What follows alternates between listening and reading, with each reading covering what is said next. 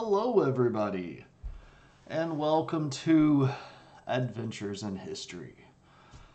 Yeah, it's been a little while since we've had a proper episode, and that is because I got the COVIDs.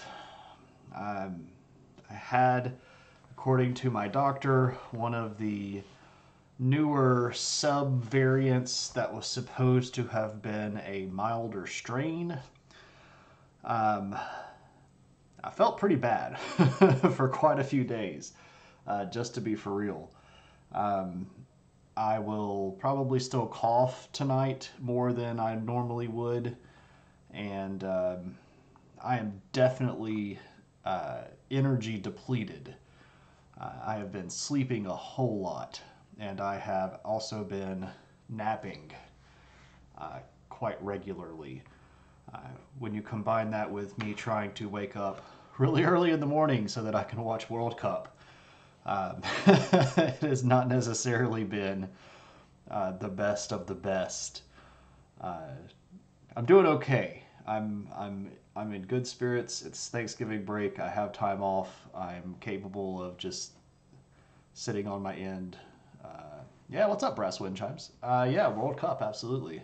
I'm a big fan of the football. Big fan. And I've seen most of all of the matches so far. I will admit that when France went up 4-1 today against Australia, I decided that it was worth taking a nap because I didn't think the Australians were going to come back from that one, right?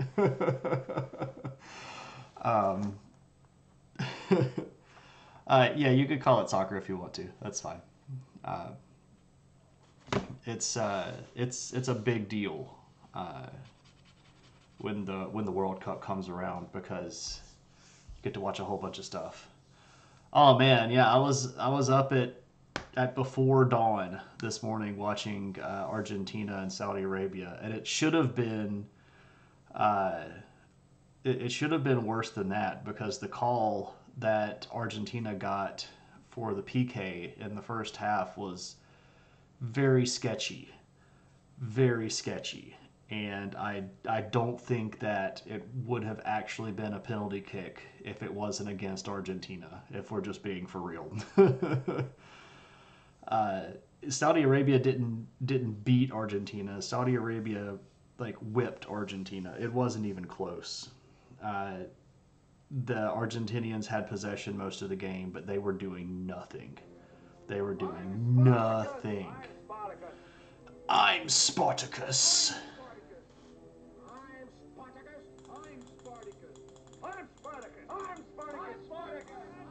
Nixalotl, thank you so much for 11 months of support. Make a wish. I could do that. I don't know what I would. Well, I mean, I know a lot of stuff that I would wish for, but thank you so much for subscribing. For those of you that do not know, our friend Nixalotl here is an artist here on Twitch. Does a lot of pretty cool animation stuff, including the super cute puppy head pat emote here that we've got on stream. Does a lot of stuff for VTuber animation. I recently finished up a really cool Spore Druid character that was delightful. It's wizardry. It's three-dimensional art, and I'm not even good at regular art. So it's always fun to go watch Nyx. Should go give Nyx a follow. I also thought I should congratulate Infernal for Ecuador winning until I saw that they were playing the Netherlands next and thought, man, what's the point? Ecuador looked really strong. I mean, they were playing Qatar, which is the first home team to qualify only by being the home team since like 1948. They were not up to the regular standard of a World Cup team. But Ecuador played really, really well. Valencia, their striker, was pretty much on fire, and he came out like most of the way, or like about 2/3 of the way through the game. He could have had a hat trick anyway.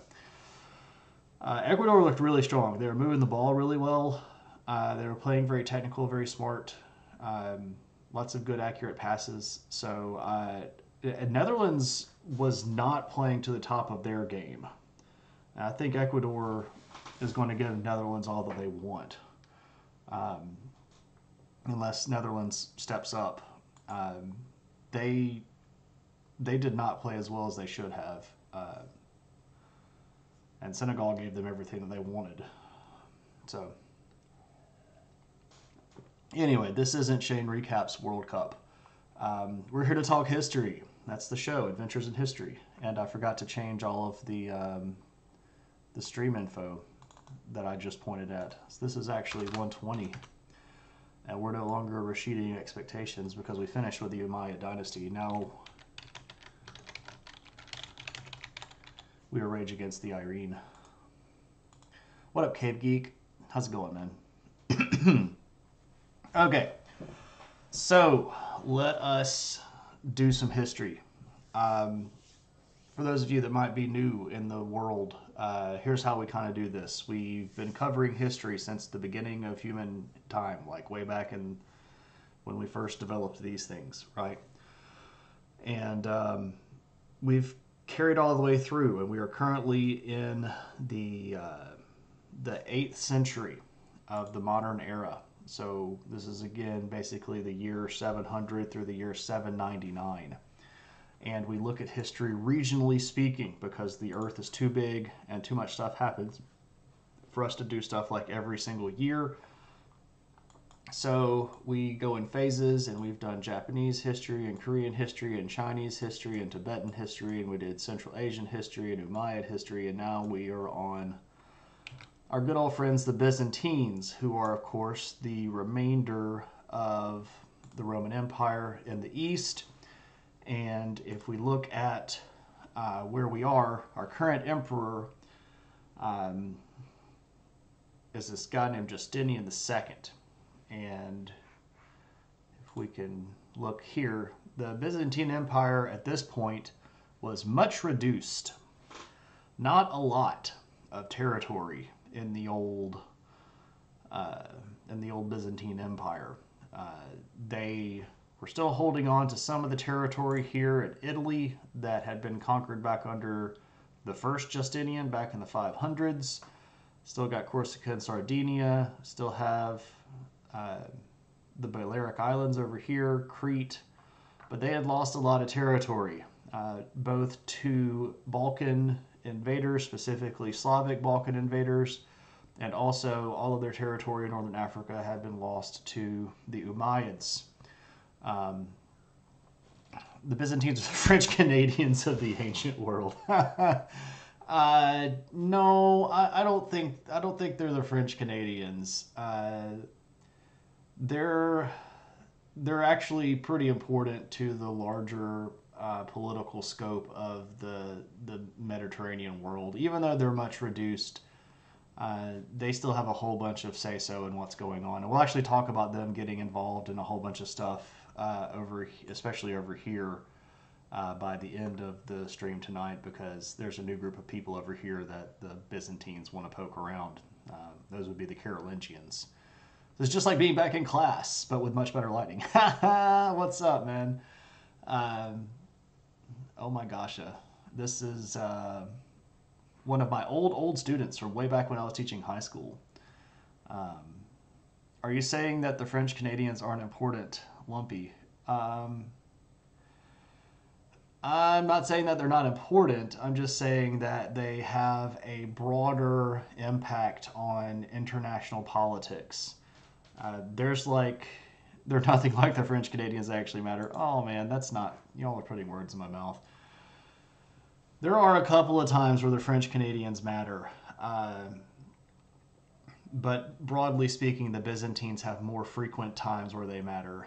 The French Canadians were directly involved in starting what I think should be called World War I, which is the 7 Years' War, mostly because they were moving down into Ohio and they ran into a whole bunch of Virginians and they built forts, and that started a whole bunch of stuff. Well, I guess those were British Canadians, not French Canadians, though. Huh. Well, maybe one of those points isn't as big as I thought it was. Anyway, they made France a lot of money. So, anyway, Uh, I'm supposed to show you pictures of these people. Oh, so I get to wear the adventure hat a whole lot tonight because I've got pictures of a lot of this stuff. So for those of you that do not know, this is the adventure hat. And when I travel across the world, I bring this with me because I burn really easily. And I get to wear it when I show you things that I have seen myself in real life. And I've got a lot of pictures tonight from things that I've photographed myself, including this guy, Justinian II. So here we go. Here's a coin of his. We will be looking at a lot of coins tonight. The Byzantines are still a big fan of putting images on coins where, you know, basically nobody else that we've covered so far is a big fan of that. Of course, by this time, the Umayyads had completely stripped off imagery from their entire world and were basically just doing writing. But here we go, Justinian II.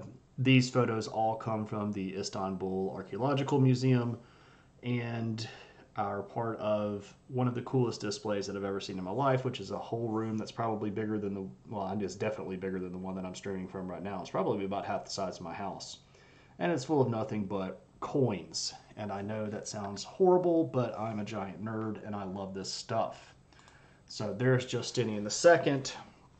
Now, if you were with us when we were last talking about the Byzantines, because I know everybody remembers all of that stuff all the way back then,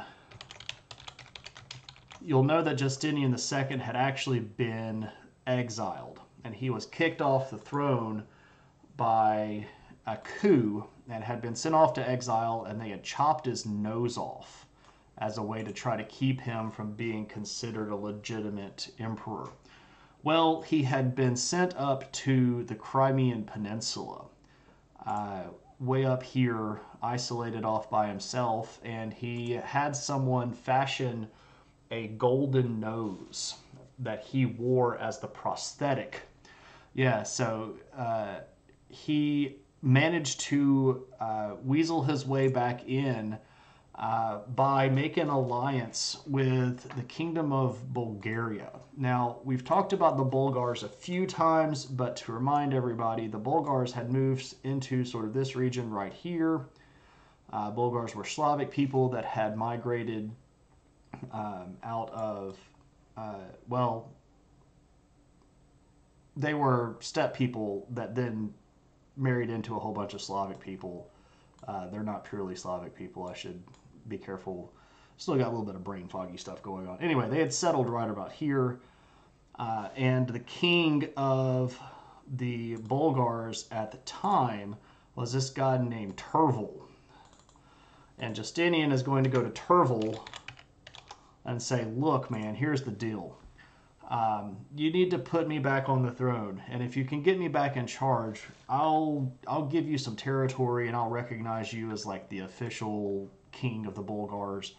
And Tervel is like, you know, that's okay, but like, I'd also like to marry your daughter, and I really want you to have like formal ceremonies where you like give me a king, and you put crowns on my head and all this stuff so that everybody knows that I'm the official king. Tervel is actually going to be a pretty important figure in this early part here. He's going to be very successful, and he is going to increase the size of Bulgaria a lot. So Pliska is the ancient capital of the Bulgarian kingdom as it sat right here. All of this sort of tan stuff is what Tervel is going to end up adding to his territory, which is pretty crazy. So stuff down here as well is what he's going to get as a way to sort of like as a bargain. Heard you like noses. We're going to put a nose on. So we put a nose on your nose so everyone knows you got a nose. Yeah.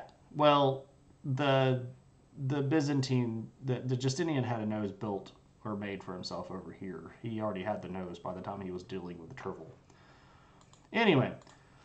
So, Justinian's going to get an army of 15,000 Bulgars, and he's going to show up at Constantinople and attack. And things go pretty well initially because he gets all the way up to the walls basically unchallenged. But when he gets there, people are like, "What are you doing back? You're supposed to be in exile. You can't be emperor anymore." And he's like, "Fool, I got my army here. What you gonna do?" And they're like, "Well, we just don't let you in because we've got these giant honking walls." Um, well, he found a way in because he, of course, was the ruler of the empire for a while, and he knew sort of all the ins and the outs, and he knew that there was a particular waterway that went under the walls that was fairly small and was not particularly in use anymore. And he's basically going to get his guys to crawl in through that and climb under the walls, get behind there. There's a bit of a fight on the backside where they open up one of the gates, and then his army actually enters uh, the capital. And then there's a big old revolt because when he gets in, uh, the people that were ruling prior to him, especially this guy named Tiberius III, who was the emperor at that time, had not been doing the best of jobs. And what ends up happening is that when he gets in there, he's going to meet up with a whole bunch of his old supporters. They're going to start a big rebellion, and he's going to capture Tiberius III and the previous emperor that had been deposed by Tiberius, this guy named Leontius. And he's going to chop both their heads off in public as a good way of showing, like, I'm actually in charge. You're not supposed to rebel against me. This is in 705, and he rules another 6 years after that. He has the Patriarch of Constantinople blinded. This is going to be a new big thing, where if you don't like somebody and you don't want to kill them, you just gouge their eyeballs out. And the Byzantines get really sketchy with the eyeball gouging. They pretty much do this as they see, like, I'm bored. What are we going to do? I'm going to find somebody who will poke their eyes out. Kind of weird stuff. Now, Tervel, who had just helped,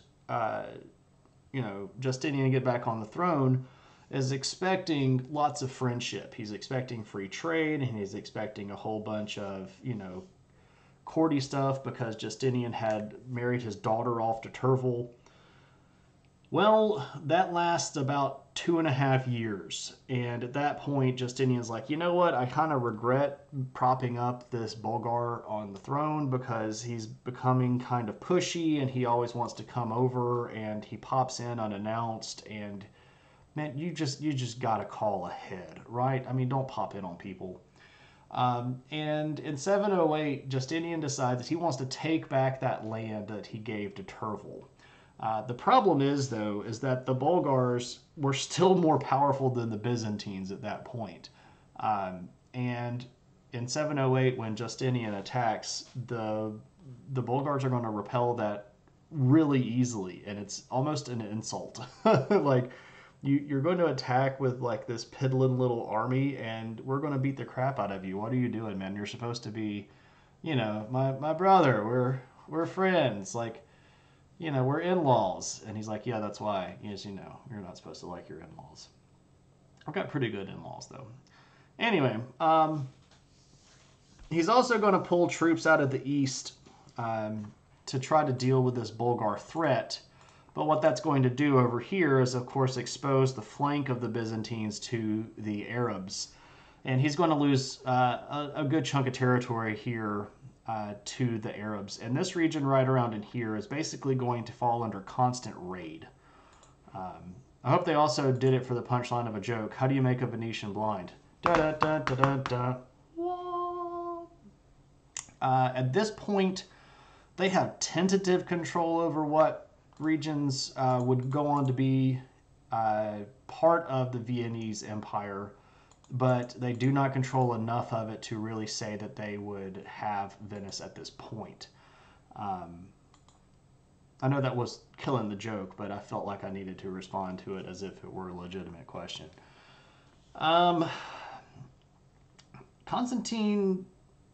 Justinian doesn't get along very well with the church. He is especially upset when the Roman Patriarch, aka the Pope, starts making some decisions that are going to directly contrast with the way that Constantine wanted the church to run. There's going to be some hurt feelings there. The Exarch of Ravenna which is over in Italy, is going to be asked to go arrest the Pope, and he doesn't do it. So there's some sort of feather ruffling there. We don't know exactly what happened, but we know that this is going to cause a lot of turmoil within the empire, so much so that he's going to send an army out to end this rebellion in one of the themes. So again, at this point, Byzantine. What's up, Shmonite? The Byzantine Empire had been broken into these thematic systems, which were basically like military provinces instead of political provinces. Everything was under more or less military rule. But one of the big themes over here is going to have a rebellion, and he's going to send out an army to put the rebellion down. And when the army gets to the rebels, the guy running the rebellion is going to be like, look, here's the deal. We don't like this very much, and we would really be happy if you just sort of fell in with us. And so the army falls in with this guy whose name is Philippicus. And I shall read on the adventure hat because we're going to look at another coin. This is Philippicus. You can see that he actually manages to become emperor for a couple of years. Yeah, 711 to 713. So this guy's going to be the rebellion leader. The army that Justinian sends out to put him down is unsuccessful in doing so. And in the process, they're going to arrest Justinian. And they decide, you know what we could do to make amends with the Romans? We could send the Pope Justinian's head. So they chop his head off. This is Justinian, and they send it to the Pope as just a peace offering. Like, hey, remember that that mess with him? You can get rid of that. Are you aware that all opinion is offering? Oh no, I'm not. I can fix that right now though. That's under channel points. Under manage rewards, all opinion hat extend number of days 30. Boom, extend duration. All right, you should be able to apply to that now if you so desire. Sorry about that. Okay, anyway, so Philippicus is emperor, but we're not really going to spend a lot of time talking about him because I guess I should have just kept on the adventure hat because, again, he only lasts a couple of years before he's the target of a rebellion. Nope, I wanted you to go away. Why didn't you go away? Go away, bye-bye. Okay. Whoop, that's that. There we go. Philippicus. Nope, nope, nope. There we go. Anastasius. So this guy takes over.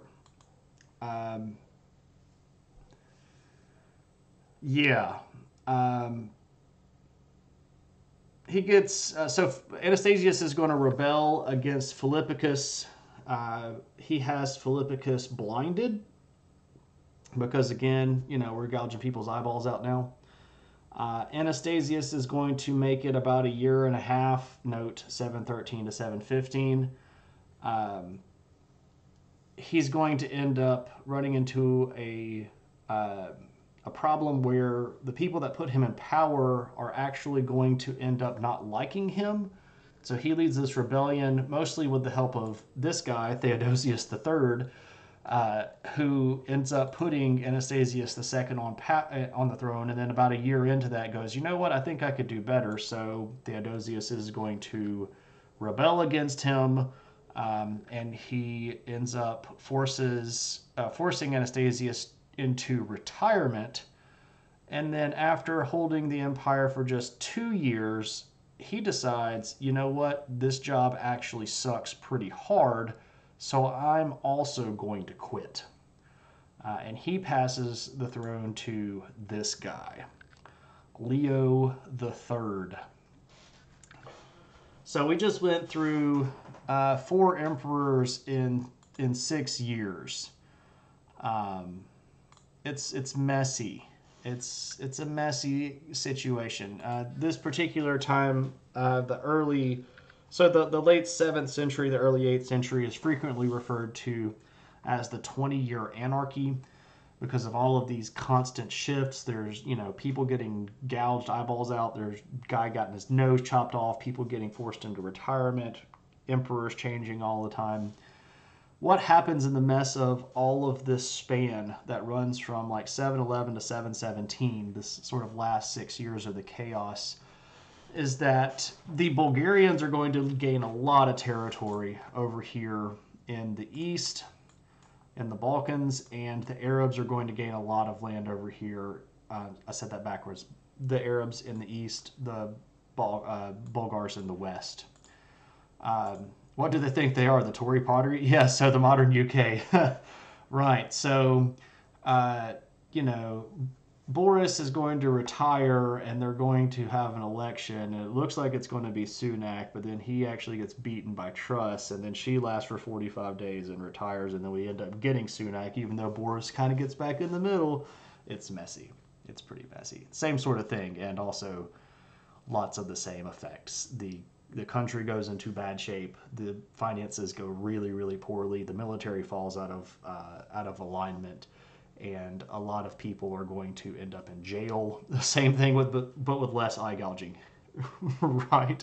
Let me make sure that I said hello to everybody. Hey, KP, good to see you. Fall Machine, what's up? Good to see you. Welcome in. Did I say hello to anybody else? I don't think I did. Vipers, what's up? Brass Wind Chimes, welcome in. Nix, I said hello to you. Cave Geek, I said hi. Oh my Gasha. I don't know what I'm supposed to call you. Gasha? Oh, Gash? I don't know if I'm pronouncing that correctly either. Green Herring, what's up? Good to see you. How's life? Hope you're doing well. LC, pimp my nose. Exactly. Good to see you, my friend. Maddie's here. Maddie. So basically going someone and saying, make me a king again, is always risking that person going, I could just be king myself. That's true. That's accurately assessed. You can't always trust the people that put you on the throne to keep you on the throne because you don't have the power to do it by yourself. That's why you're going to them in the first place. That's a good point to make, and I'm sorry that I missed it earlier. Schmonite, hello. KP, what's up? Keeping me on track. I appreciate that. So did we miss the Bizexit stream? No, actually, if anything, it was, I don't know, it was the West that screwed up, man. The East managed to hang on. It was Italy that happened. I just kind of made that up. Anyway, I've got a little bit going in the tank. Not as much as I had hoped. Anyway, so we've got a guy named Leo the Third.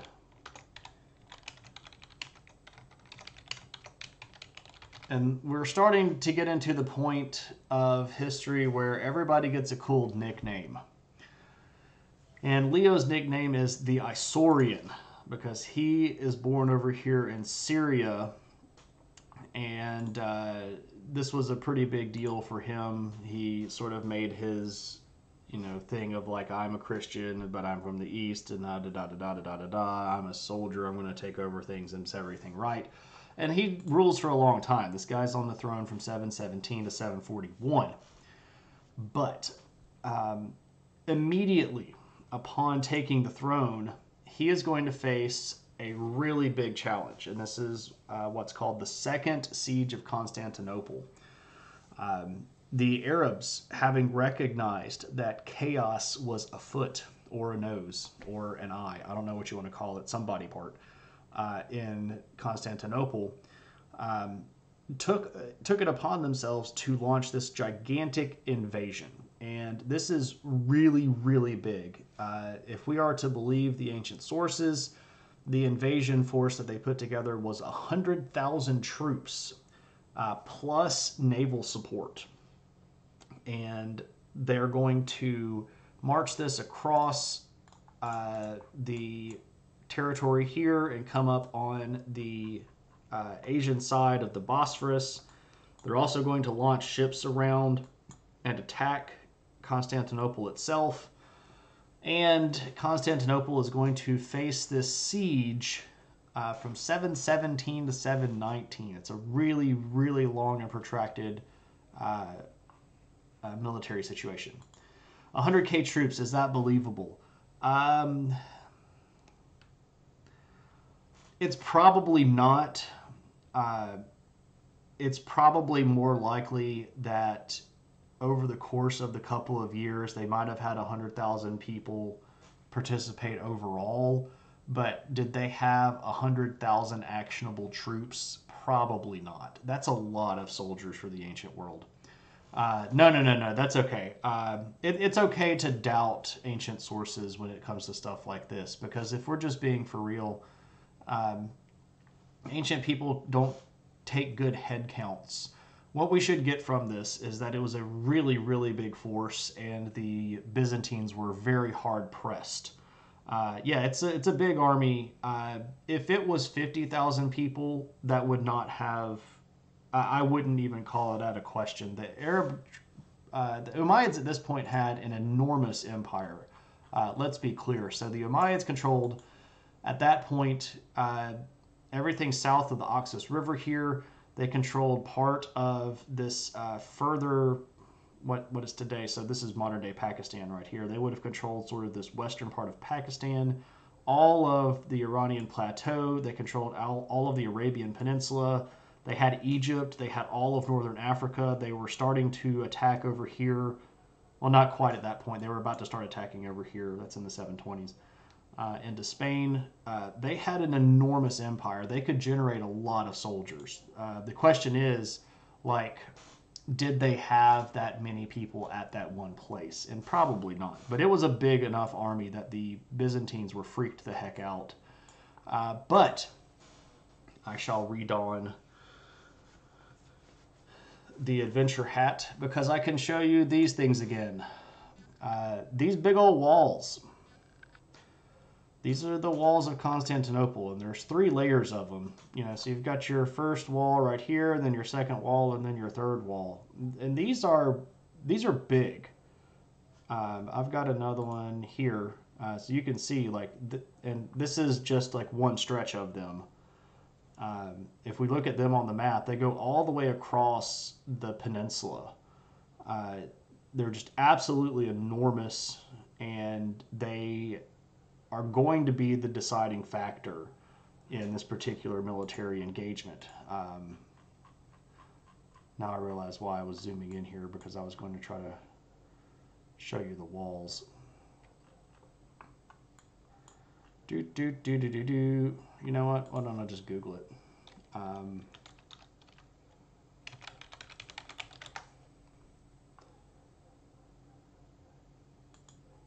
Really?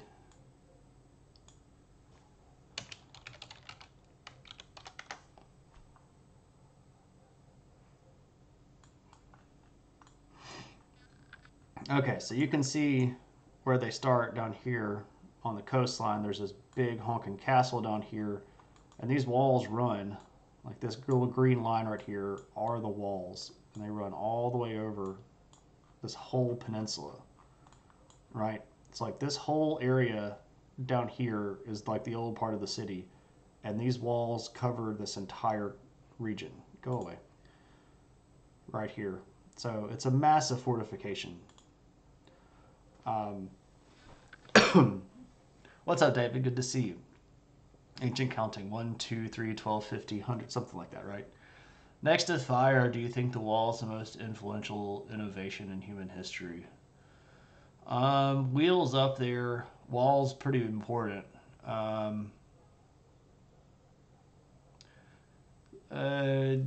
Probably agriculture, if I had to say. Yeah, farming is got to be pretty high up the list. That really literally change the way that we do everything. Um, Agriculture has to be probably bigger. I don't know if it's bigger than fire. It might be bigger than fire. You can do agriculture without fire. I don't know. That's a tough one. How do you keep people out of your farm? Well, originally, Beanie Babies or Zeppelins. Yeah, I like Zeppelins. Um, Zeppelins are pretty important, especially the ones made out of lead. What's up, Lumpy? Good to see you. Um, you keep people out with pointy sticks or slings. Um, Hungry man, frozen dinners.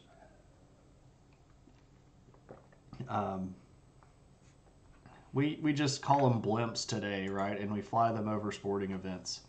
Anyway, so big ol' land siege. Constantinople is locked down for almost 2 full years. And who saves the day but our buddy Tervel? Good old Bulgars. They're going to show up with a big old army to bail out the Byzantines and push away the Arab attackers. And when the Bulgars show up with land aid, the Byzantines are going to release their secret naval weapon, which is not U-boats. It's Greek fire, which is basically ancient napalm.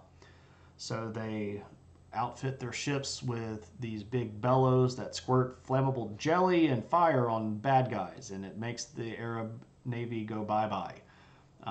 And this is what's going to actually break the second siege of Constantinople and deliver the victory to the Byzantines. But things are in bad shape. This did a big number on the empire. A lot of people are in really, really dire straits at this point. And so what Leo decides to do is got to overhaul everything. We got to fix the legal structure. He passes a whole bunch of laws that don't make anybody happy. He passes laws that makes the nobility angry because he makes them pay taxes, and he passes laws that push regular people into the military. So he's not happy with that either. He does a lot of stuff that he felt like was necessary to save the empire, but it didn't go over well. This gets him a lot of flack. A lot of people start talking bad about him.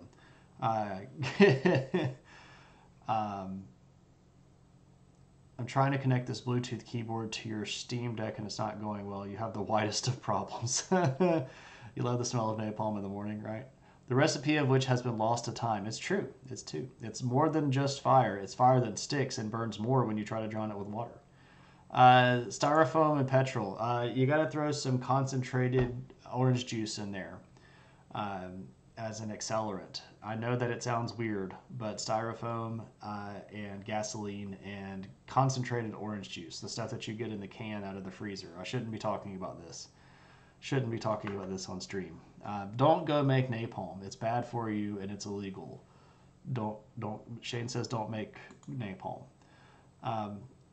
Also, this military reform stuff has got to go further because even by pushing people into the military, there's not enough people. So he starts reaching out to non-Byzantine ethnic groups, specifically Khazars, who were a steppe people that had a khanate sort of around the Black Sea region. Also Georgians, who were fighting for their lives at this point against Arab invasion over here in the Caucasus region. Also Slavic people from the Balkans. And he wants to bring these people into the empire and settle them in especially Anatolia, where the region had been highly depopulated by this extended siege. And he's going to also really sort of like top to bottom overhaul the themata system. So like all the themes get reorganized. He's going to recognize that certain themes need to be combined or eliminated because of the territory that had been lost, which is, you know, an unfortunate thing that he has to do, but he does it because it needs to be done. And by the time we get to 726, he's actually going to be able to repel an Arab attack. There's another big Arab attack in 739 that he's also able to push off. So even though he's doing a whole bunch of stuff that doesn't make a lot of people happy, he's pretty clearly doing stuff that is effective at keeping the empire together. How do I clip this again? Oh, Foggage, what's up? Good to see you, my friend. A military draft that targets other ethnic groups and does not go well. It actually goes pretty well for Leo. That's the thing. And he's not drafting them by force. He's actually inviting them into the empire, which is what a lot of these people wanted in the first place, especially the Georgians. There were a lot of refugees from the sort of region right here, which was larger Armenia, that had been brought under Islamic rule and were not having a good go of things. They were resisting very, very vehemently. And when Leo said, look, you can come into the Byzantine Empire where Christians will take care of you. You're going to have to, defend the territory that we give you. They were like, well, we're already doing that, but we'd like to do that under a Christian empire instead of being forced to pay taxes and forcibly convert and stuff like that. So some of these people came willingly, and it worked out pretty well, as noted by the fact that, again, he was able to push out a couple of invasions in 726, 739.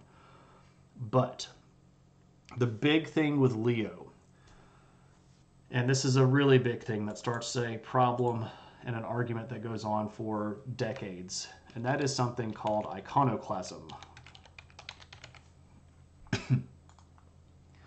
So inside of the Catholic Church, there are these things called icons. And you've seen these probably all over the place. They're basically usually little wooden plaques that have a picture of a saint on them. And in many cases, they were in holy sites. They were in shrines or temples, not temples, shrines or churches. They were at sites that were dedicated to particular saints' lives. They were even in people's homes. Icons were all over the place.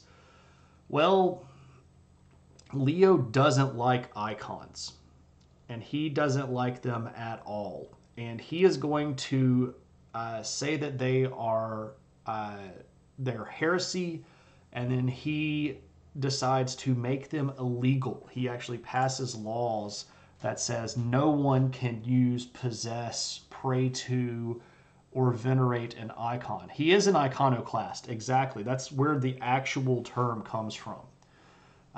He wants to destroy icons. And this does not go over well at all. This goes so badly that there are multiple revolts.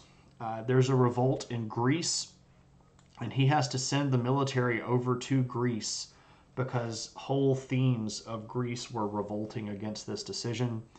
There is a big revolt inside Constantinople itself, so big that he almost gets caught by the mob and strung up. He has to bring in the military, especially his sort of like personal bodyguard, and he has to violently put down the rebellion inside Constantinople. Did John Travolta lead the revolts in Greece? No, that was probably a bit before his time. Maybe I've got no joke anymore. I'm not thinking fast enough on my feet. Sorry, Moose. I had hoped to deliver a valuable back, but not able to. The Byzantines sure do like their Mondo posters. They really do. That was John Travolta, right? Different guy. Yeah, different guy. John Travolta. What's up, Kyle? Good to see you, my friend. So this is going really badly. The rift that had already been going on between the emperors in Constantinople and the popes in Rome is going to get greatly exacerbated by this. The pope at the time is a guy named Gregory II, and he actually called for the excommunication of the emperor and was putting together a committee to actually have him excommunicated. This was huge, right? This would have been the first time in history that an emperor was actually kicked out of the Catholic Church. And that would have been the end of his reign. If we're just being honest, that would have been the end of Leo. Like, if he had been excommunicated, he would no longer be in charge. Now, what ends up happening as a result of this is that Leo hears that Gregory is playing this game, and Leo is going to reassign all of the churches in Italy away from Rome and to Constantinople. So there are these church politics that are called sees. Your see is the area that is under your supervision, and specifically here under your clerical supervision. So all of the priests in Italy got put under the, especially southern Italy, got put under the control of the Patriarch of Constantinople, which was somebody that Leo had in his pocket. And what that meant was all of the priests that would have potentially been supporters of Gregory were then under direct response to the Patriarch in Constantinople, so they couldn't cause too much trouble because he could then excommunicate all of them. And what's going to end up happening is that this is going to cause a big revolt in Italy. Big old revolt. And what's going to happen here, especially in Ravenna, is that Leo is going to send an army over, and they're not going to be able to put down the rebellion because it's just so broad and so vehement that effectively what ends up having to happen here is that Leo signs off on kind of giving up Ravenna.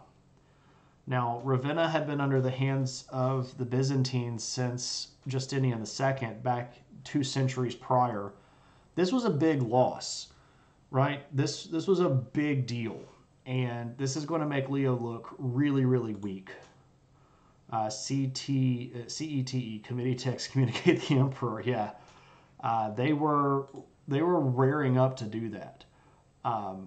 But before things got even further out of hand, Leo is going to have the good sense to die. And everybody kind of breathes a bit of a sigh of relief here. Because everybody's like, okay, so he's gone. We're going to get a new emperor. This is a new kid. Now it's his kid, but maybe things are okay. This is Constantine V, and I shall adventure hat it up, and we'll go look at him. So here we go, Constantine V. Woo! Pretty strapping looking dude there. He's got the nice hair curls. Nice mustache going on. Pretty weird eyes though. Like I don't know if I'm down with the eyes. But, he's emperor now, so you can't say too much about him. So what is he going to do? Is he going to follow in the footsteps of his father and be an iconoclast, or is he going to back off and let everybody chill out? Well, before things really get going, unfortunately for him, his brother-in-law is going to rebel. And I don't even know why I took this off, because I've got to put this back on so that we can look at Artavasdos. So this rebellion is so significant that dude gets to print coins for himself. That's how you know that you're a successful rebellion. Like, if you can mint your own coins with your emperor's face on it, you're doing something pretty well. So anyway, we've got Artavasdos, who's not going to last very long. You can see here that he's only around for a couple of years.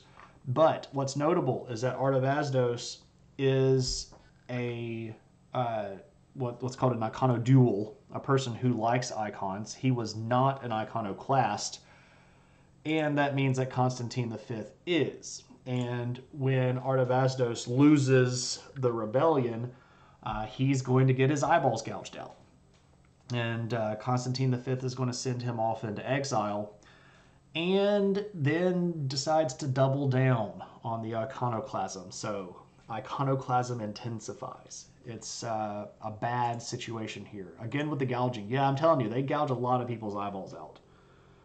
And we're not even to the point where the really big gouging starts. We're just at like the single instance gouging. Wait till the mass gouging starts. Wait till the mass gouging starts. All right. Pretty nasty stuff, though. So this whole iconoclasm thing gets intensified. And this is going to be a really rough period of time.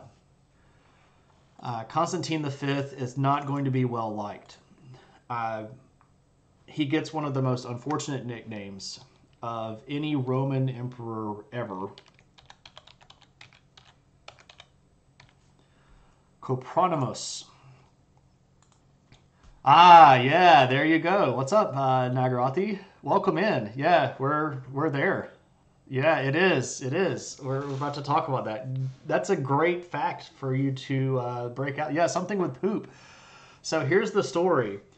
Some of the Catholic Church, especially people that like icons, start spreading the rumor that when Constantine was being christened as a little baby, that he pooped in the baptismal font, thereby causing him to be christened with poop. And copronymus means whose name is poop. Like, you know, his baptized Christian name is poop, because he pooped in the water. Now, did this happen? Almost certainly not. But did everybody think that it happened? Oh, so many people did. So many people did. It was not a good nickname. You do not want copronymus as your nickname.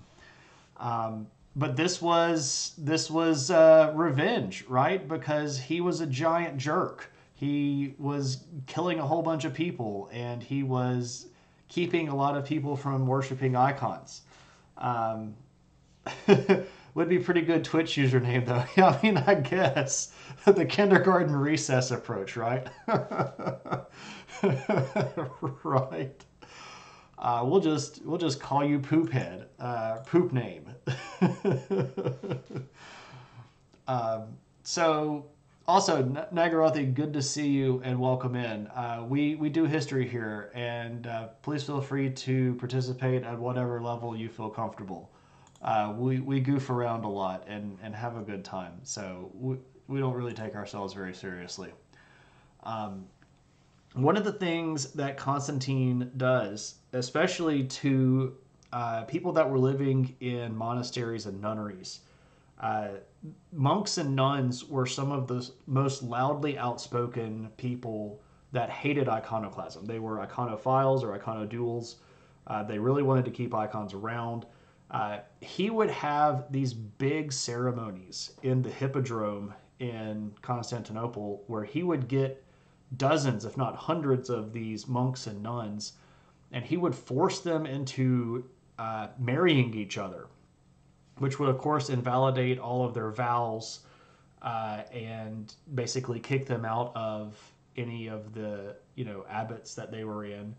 And he did this as a way to humiliate them. And so this was some like big like populist propaganda kind of stuff. And if you didn't submit to these forced marriages, well, you're gonna get your eyeballs popped out.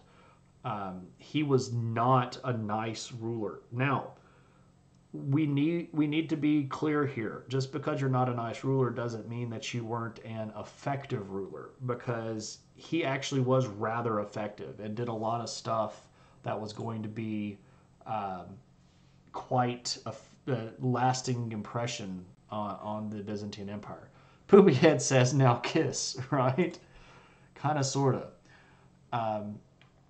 He is going to do a lot of military reorganization. He's once again going to reshape a lot of the themes Specifically, the ones that were causing him a lot of trouble, where these rebellions kept popping up.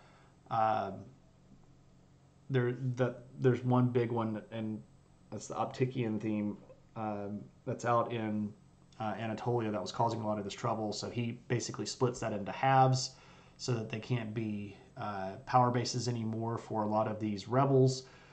He's also going to create something called the Tagmata, which was a reshaping of the Byzantine emperor's personal guard. So they had various versions of this in the past. They had excubators, and they had, the lictors and all this stuff way back in the day. But what Constantine wanted was a core army of professional soldiers.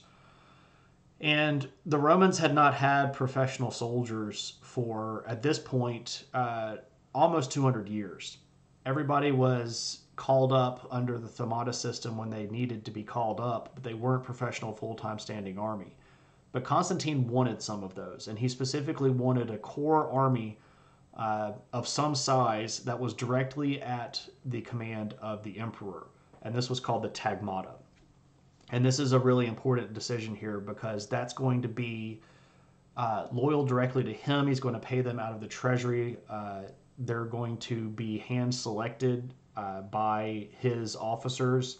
So these are like the best of the best soldiers that he's going to put on the permanent payroll.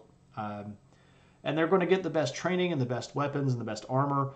And then they're going to become the core of any army. So when he sends out military, words that I can't say right now because my brain fogged up again. When he sends out the army to go beat people up, he's going to send a Tagmata corps with them that are going to be the leadership force, that are going to be sort of like the elite fighting force amongst the army. And this is a big benefit, because it's good stuff. I got 99 problems and a picture is one of them correct. There are so many rebellions in history, but when was the first bellion? Well, if you break it down, bellia is just from bellos, the word for war. The first war was back when, Jimmy decided that he could take Joe's wife, and then the tribe split and they beat the crap out of each other. I mean, we've been fighting for as long as we've been alive, pretty much. Anyway, so he is going to send out his army first against the Arabs, and he's actually going to retake territory over here in the east.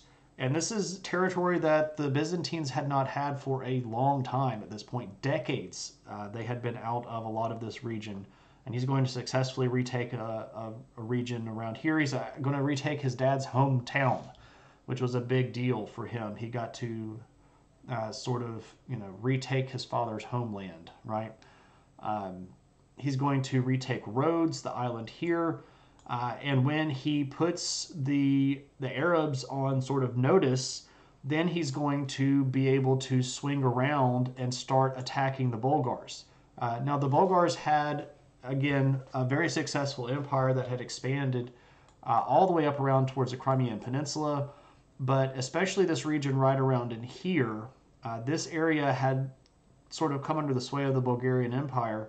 But Constantine says that this is traditionally Byzantine territory and he wants to take it back. And he's going to fight a lot in this region right here, which is broadly referred to as Thrace or Macedonia. And he's going to bring a lot of good farmland back under the control of the Byzantines.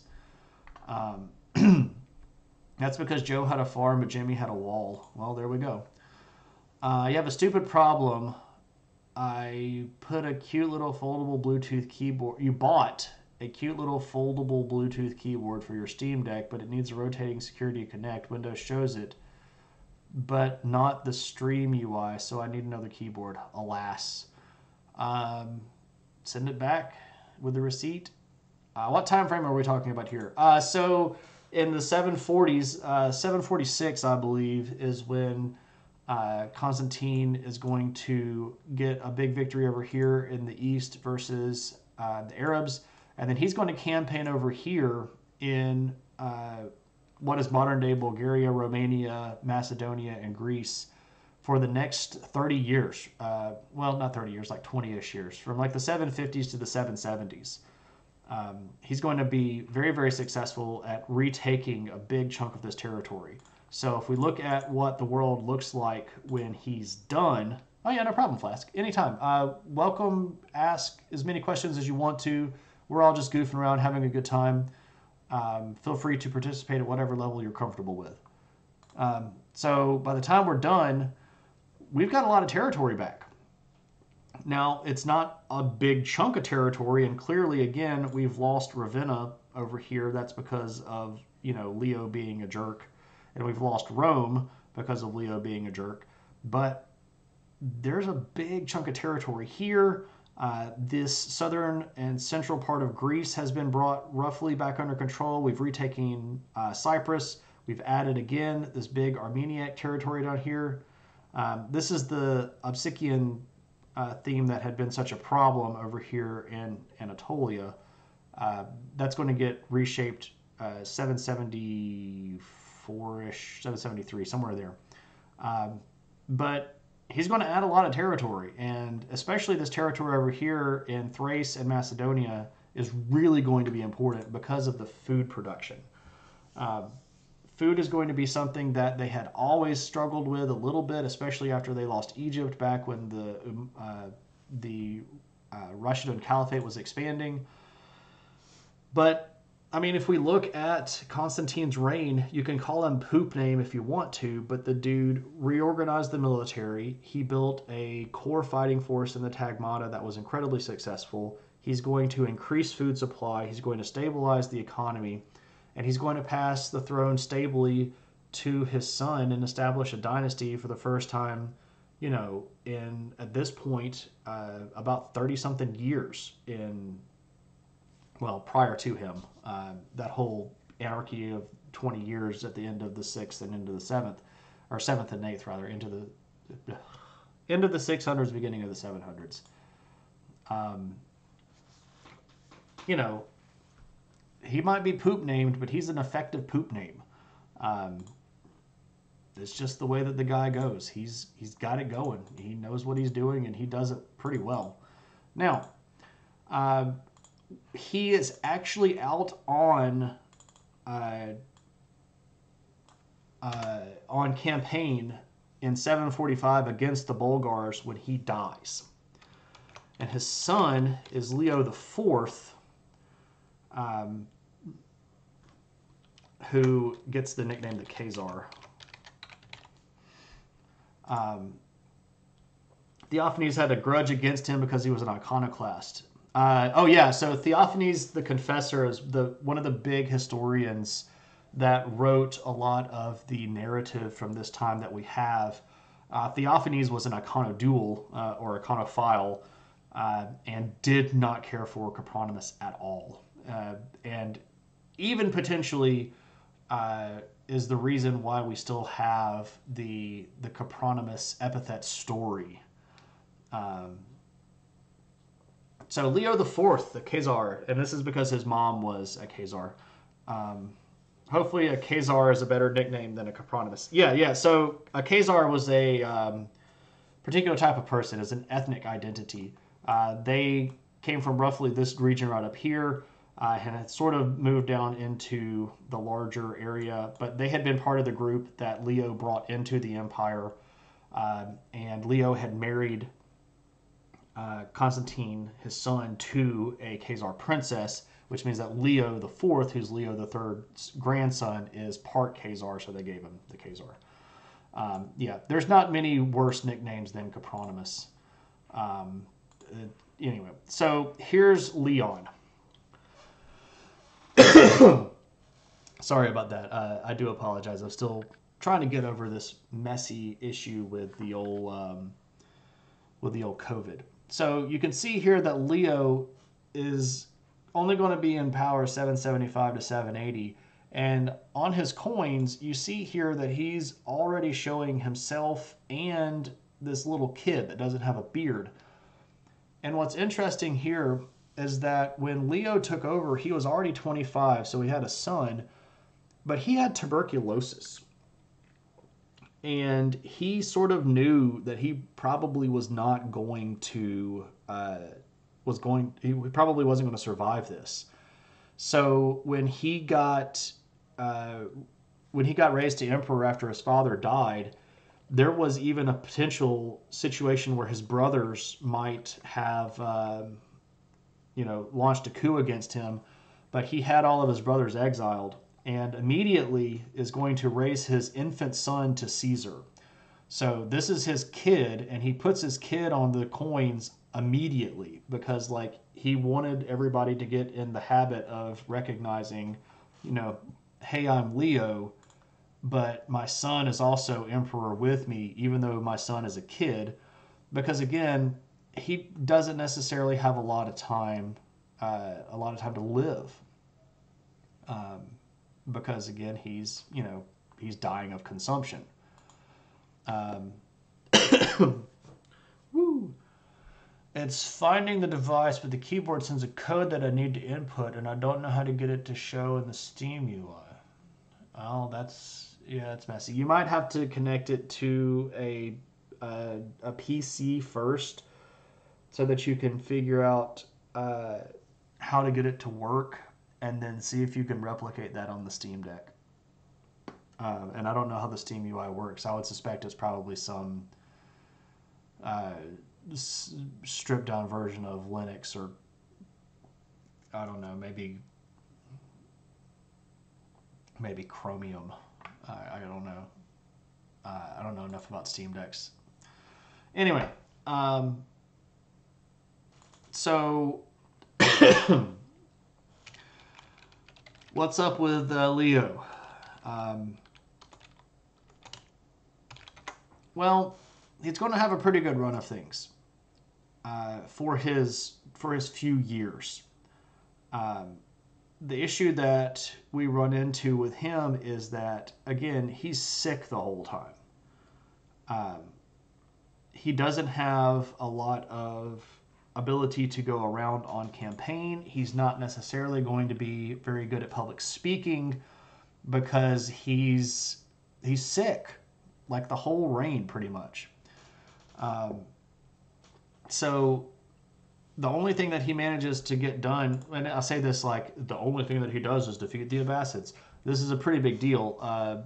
The Abbasid Caliphate had launched its coup against the Umayyad Caliphate. We talked about this last stream. And Leo is going to send an army over in the attempt of keeping the territory that they had taken under his father, and maybe even getting some land back from it.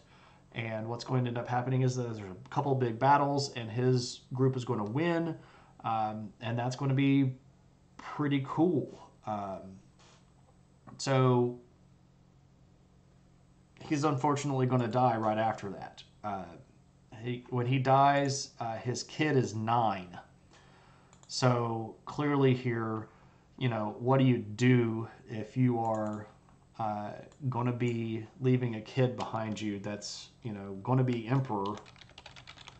This is Constantine the Sixth. Well, you leave your wife in charge too. And his wife's name is Irene.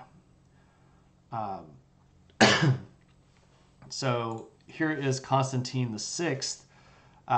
This is clearly from later on in his life when he was a little bit older, because he's got a little hint of a mustache here.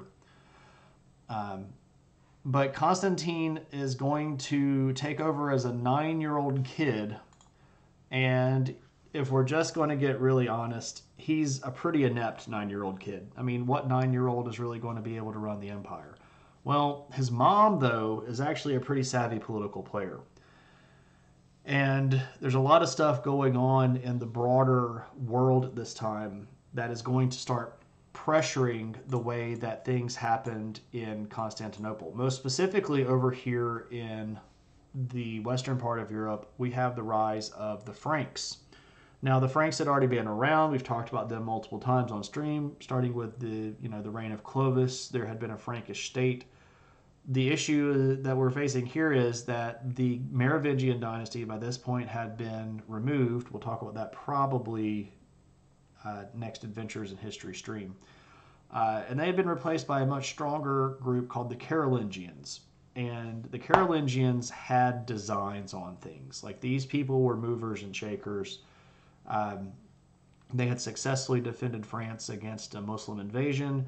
They had cozied up real close to the popes in Rome. They had beaten up on a lot of their neighbors. And Irene starts realizing that this is very detrimental to the Byzantine position, because the Byzantines up to this point had been the biggest and most powerful Christian nation, and they had been seen sort of as the rulers of Christendom. And when Leo started this iconoclasm thing, that had caused an existing rift to just go really further down the rabbit hole. And of course, at this point, they had lost control of Rome and Ravenna, two of the biggest cities in Italy. And now these Franks, these Carolingian Franks, who are Christians, had put together a big territory in Western Europe, and they had started styling themselves after the old Roman Empire. And Irene is aware enough that what's going to happen is that the Romans, like in Rome, the Pope especially, is going to say, forget the Byzantines, we need to be friends with the Franks. They're right here, they're closer, they're more powerful, and they're going to be the ones that are going to be on our side. And that is exactly what happens. And Irene tries to get involved in politics. There's another group that's in Italy that we'll talk about more next week. We've talked about them in the past. They're called the Lombards, who had basically set up a kingdom here in northern Italy. There's going to be some political wrangling where the Byzantines try to get the Pope to recognize Lombards as the rulers instead of the Franks as the rulers. And what ends up happening in the long scheme of things is the Pope recognizes that the Byzantines are on the back foot and the Franks are on the upcome.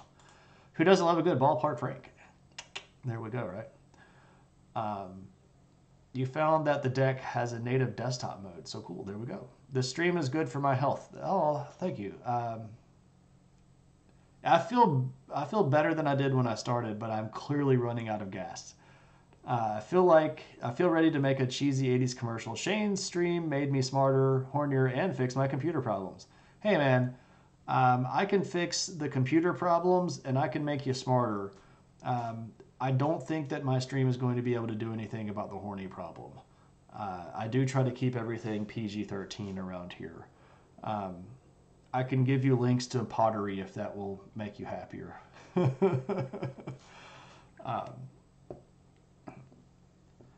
I do sort of want to. I think I've joked about this before in the Discord.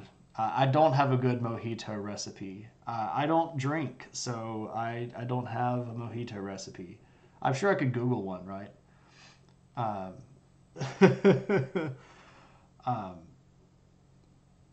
Over the course of my travels abroad, I have collected quite a few pictures of anatomical shaped art.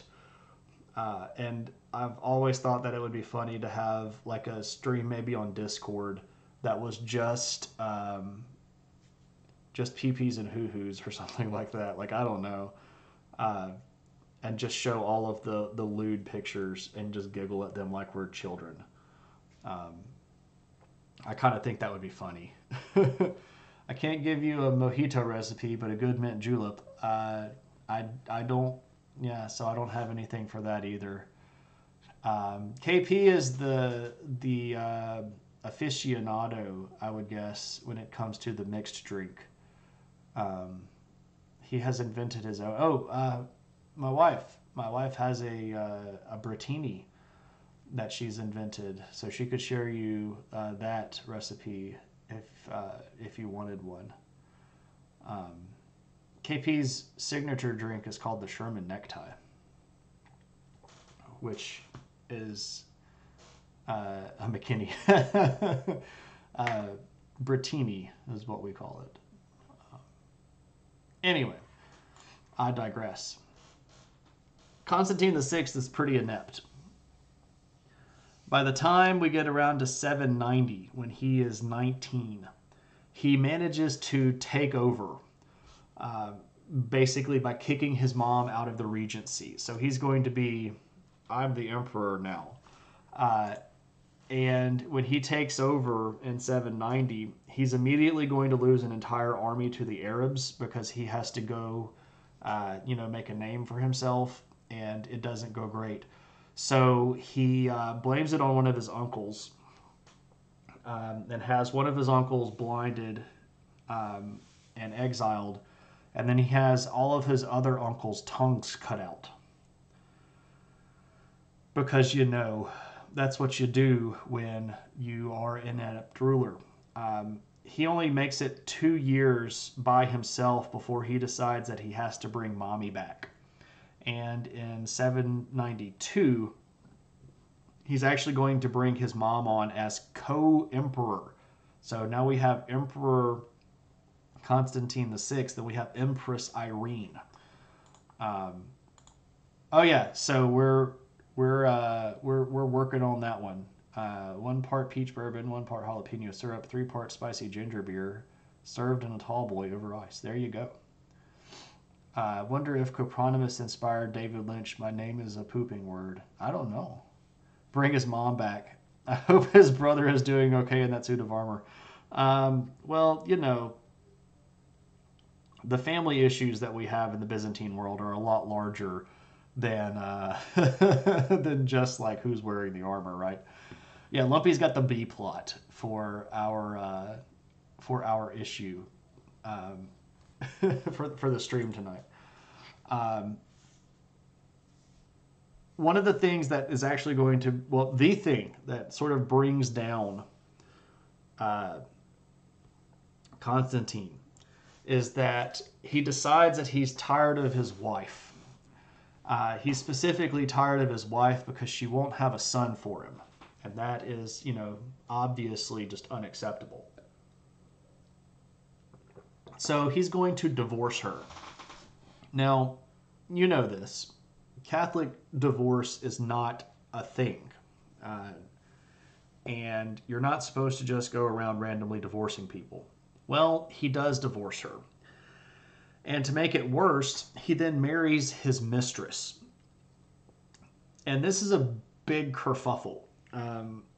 When the emperor gets married, you would expect the emperor to get married in Hagia Sophia, and you would expect the Patriarch of Constantinople, who's the head of the church, to officiate the wedding. The Patriarch doesn't even show up at the wedding and openly protests the wedding and says that he did not give the thumbs up for the divorce in the first place. And oh man, this is when things just like hit the wall. Because when the church doesn't recognize your wedding and you're trying to get your kid to be recognized as the emperor, if your kid is illegitimate, that kid can't be in charge. There's a big old mess about this. I'm thinking back over my past, and I'm not recalling having anyone's tongue cut out. So I guess you haven't lived. Yeah, Flask.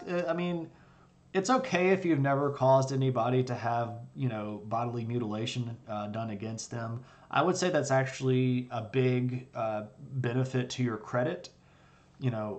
If you could look back a lot and find out all of those people that you had their tongues cut out, that would probably not be the world's best, indicator of your beneficence. So, it's probably okay that you haven't had anybody's tongue cut out. Was probably better for the mistress overall, unless she's about to get executed. No, she is about to get arrested, though. So this is like kicking you out of the church, basically. If you got stuff, chopped off or cut out or gouged out, you are not supposed to be able to be in the position of leadership anymore. Here's the crazy thing about this whole situation, though. Irene who again is now Empress. I need to put that on a resume. I don't have people's body parts chopped off. What's up, Moose? Good to see you. So Irene recognizes that her kid has done a boo-boo, right? It's not enough to not have tongues cut out. Anybody cannot have tongues cut out. It's choosing not to have tongues cut out, even though you could. That's it, Foggage. That's it. That's true.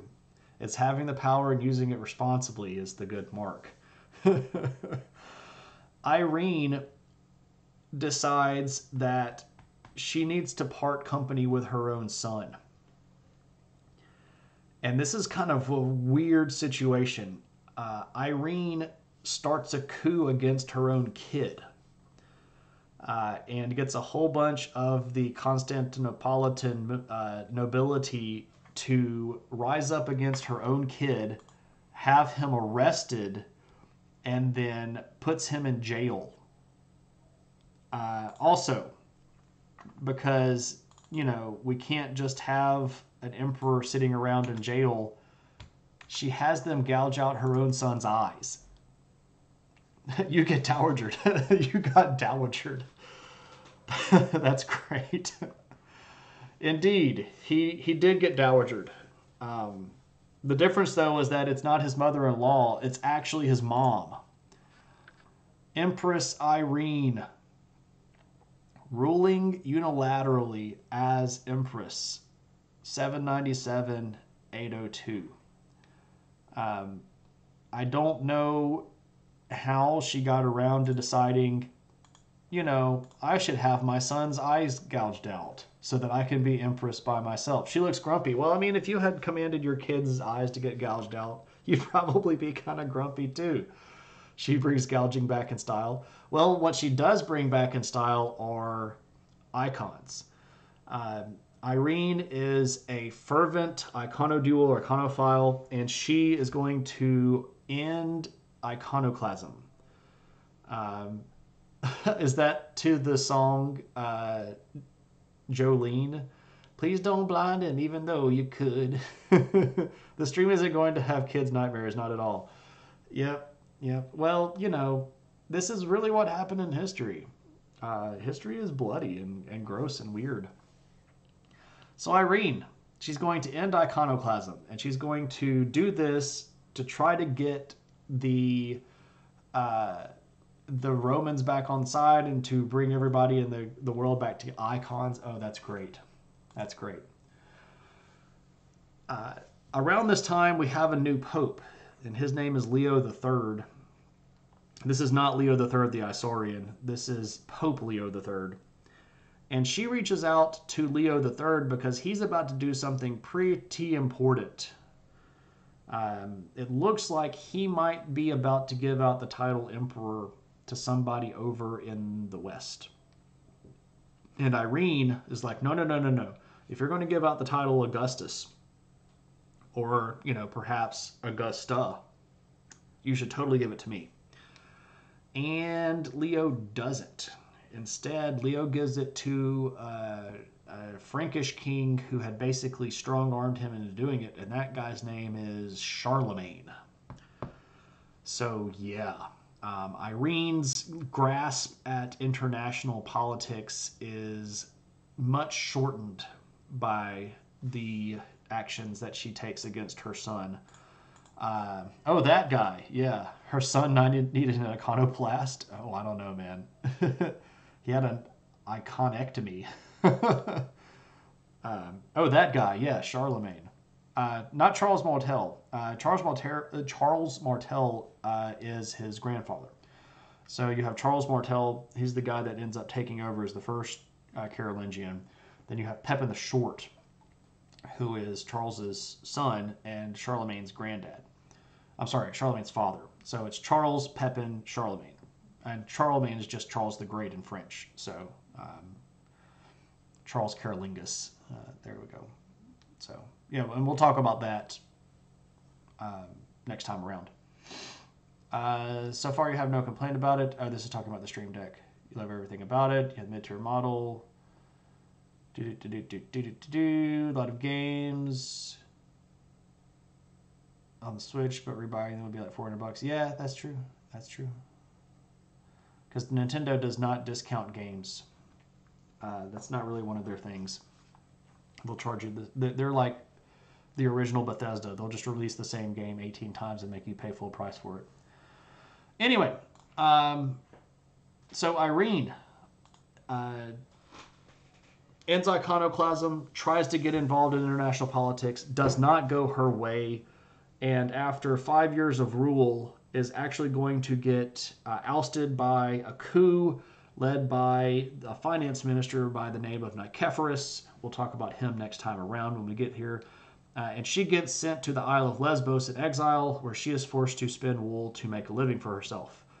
She only survives about a year and a half, 2 years after that, before she dies. But this is important because this is the first time we have an established female independent ruler that was accepted as such. And that's going to set precedent for later female rulers in the Byzantine Empire. But at the moment, we are done raging against Irene. How many coups have been run by finance ministers? More than one. I can think of several in China. The person that has the control of the money can bribe people. One of the most powerful figures in British political history is a guy named Charles Townshend, who was Chancellor of the Exchequer in the 1700s. He wasn't king, but George III really didn't do anything without him.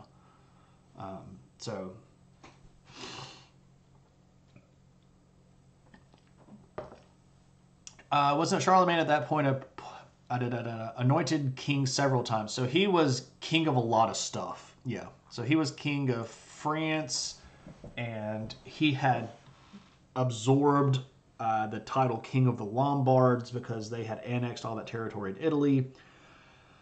They had established the Spanish Marches, where he was king there as well. He had the king of Burgundy under his control. So he was an emperor, though. When he gets on Christmas Day, when he gets crowned emperor, this is the Holy Roman Empire. So this is when the Holy Roman Empire gets established, and that carries all the way through until basically Napoleon in 1805. So 1,000 years or so. The guy who makes the gouging instruments probably wields a good bit of power. It's possible, or it could be that gouging implements were so common that they were worthless. Like you could just walk down the street and find an eye gouger on the street for, a nickel. We don't really know. You recall Theophanes satirizing him? Yeah. So the East does not have a high opinion of Charlemagne, mostly because they saw him as a barbarian usurper of the title. One of the reasons why why Irene really wanted that title of Augusta was to keep the West, and especially the Western, what they call barbarian kingdoms, to remain at an illegitimate level. They did not want those people in the West thinking that they were on the same titular level as the emperors in the East. Netflix and Chill has been replaced by Stardew and Chill. Very cool. Someone should make an app called Chancellor that tells you what your exes are doing. Chancellor of the Exchequer. Their checker is spelled differently, but I know that you knew that. Were anybody on the street? We're glad you got your eyes balls out for a nickel. Well, luckily that's not what happens in Albuquerque. I know, Vipers. I just had to let you know that I knew. That was a subtle, I know British stuff too. I have to establish my international credentials as a giant nerd, right? Anyway, so that is all for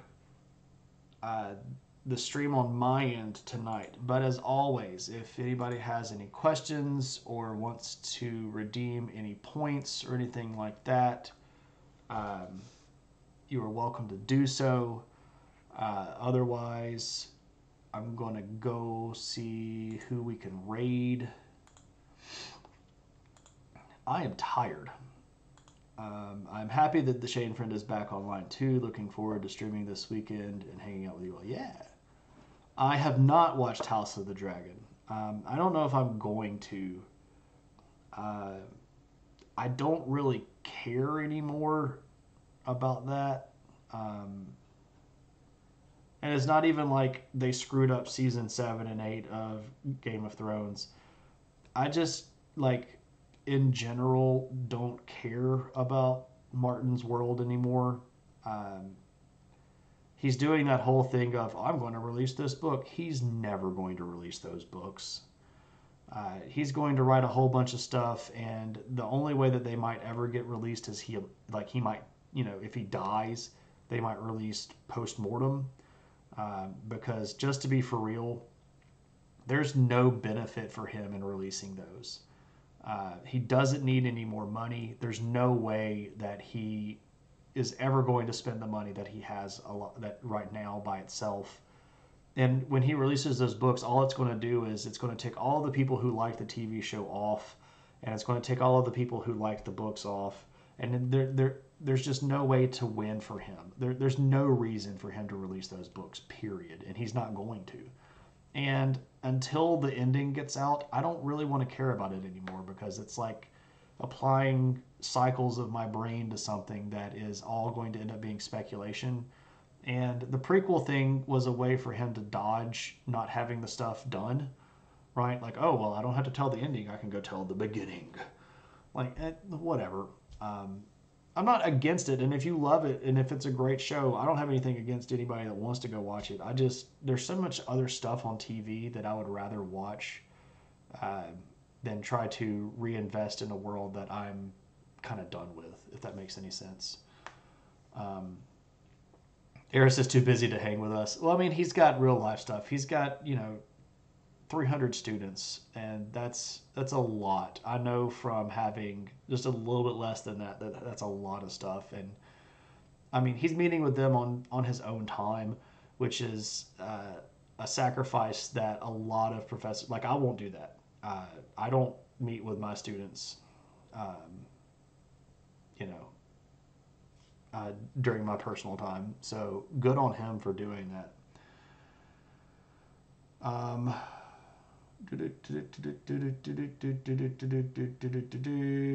The stream reminded me of it for some reason. Oh, with like the family infighting and the gouging of the eyes and stuff. Kyle, I hope you have a great Thanksgiving too. Flask, you're very, very welcome.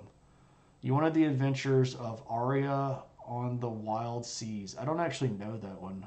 I don't know. Oh, like Arya from Game of Thrones. I gave myself a haircut, yeah. When I got super sick and my temperature went like crazy, I just had way too much hair. I had to get rid of this junk. Your only real temptation to see House of Dragons is you'll give Matt Smith a chance. Yeah, I understand. And Matt Smith's a decent actor. His run on Doctor Who wasn't the worst. I mean, it wasn't Christopher Eccleston. No one tells Shane history isn't finished yet. You were so sure they would make a exploration spinoff. That would be cool, but like, again, we don't know what ends up happening to her, so All right, where are we going to go raid? Let's see.